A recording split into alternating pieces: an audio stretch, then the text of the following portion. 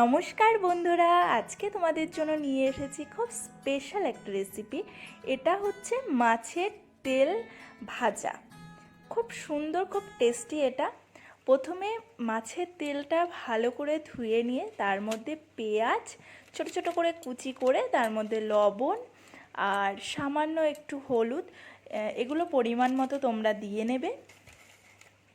দিয়ে তারপরে ভালো করে মেখে নিতে হবে। একটু পেঁয়াজগুলোকে মেখে নরম করে নিতে হবে। একটু প্রেসার দিয়ে দিয়ে পেঁয়াজগুলোকে চটকে নিতে হবে। দিয়ে তারপরে আমরা দিয়ে দিচ্ছি এবারে একটু ময়দা দেব। আমি বেসন দিই না, আমি ময়দাটা ব্যবহার করি। সো ময়দা দিয়ে দিচ্ছি, দিয়ে তারপরে কাঁচা লঙ্কা দিয়ে দিলাম। এবারে কড়াইতে তেল গরম করে আমি ওই যে মিশ্রণটা তৈরি করেছিলাম সেই মিশ্রণটা দিয়ে দিচ্ছি। আর এখন দেওয়ার পরে এটাকে কিন্তু নাড়াচাড়া করার দরকার নেই, ঠিক আছে?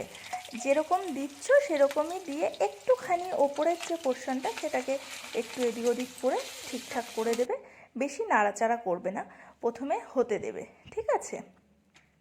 একদিকটা প্রথমে হয়ে যাবে, তারপরে উল্টো দিকটা উল্টে দিয়ে, মানে নিচের দিকটা উল্টে দিয়ে তারপর আবার সেই দিকটা বেশ কিছুক্ষণ হতে দেবে।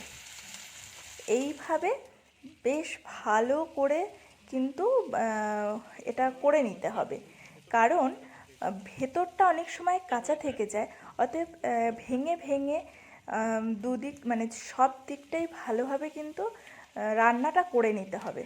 কারণ ভেতরটা কাঁচা থেকে গেলে না কেমন একটা আষ্টে আষ্টে ব্যাপারটা থেকে যায়, ভালো লাগে না। পেঁয়াজটাও কাঁচা থাকে, এদিকে মাছের যে কি বলে, যেটা মাছের তেলটা, সেটাও কিন্তু কাঁচা কাঁচা থেকে যাবে।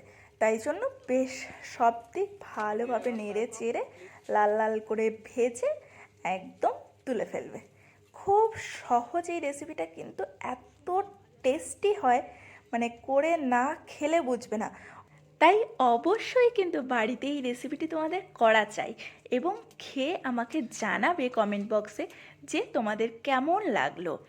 আর আমার এই রেসিপিটি যদি তোমাদের ভালো লেগে থাকে তাহলে অবশ্যই আমার চ্যানেল কিন্তু সাবস্ক্রাইব করা চাই, যাতে আরও ভালো ভালো রেসিপি তোমাদের জন্য নিয়ে আসি।